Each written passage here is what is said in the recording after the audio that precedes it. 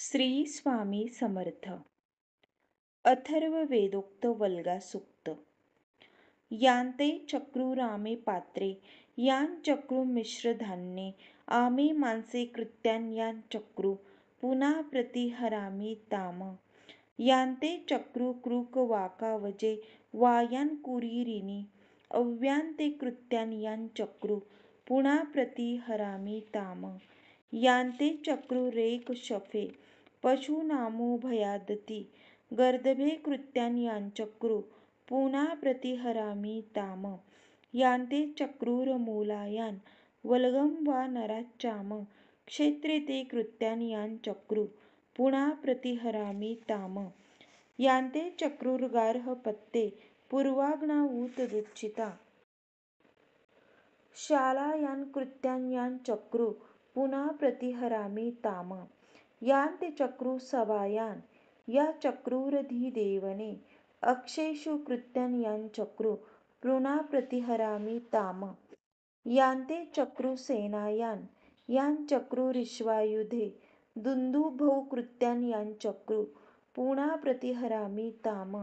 यांते कृत्यान कूपेद्वधू श्मशाने वा नीचरक्णू सद्यनी कृत्यान यांचक्रू पुन्हा प्रतिहरामी ताम. यांते चक्रू पुरुषास्ते अग्नौ संकसुके च याम मृकं निर्दाहं क्रव्याधं पुन्हा प्रतिहरामी ताम.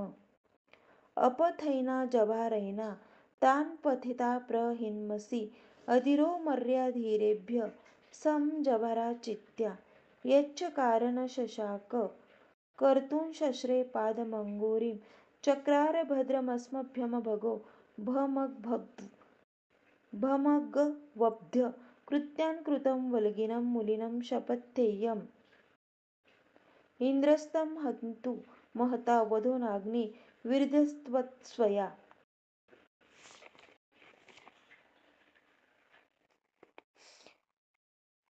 ज्यांचे मनोबल खच्ची झालेले आहे त्यांनी रोज हे सूक्त 11 वेळा अगर नाडीवर 1 वेळा म्हणावे.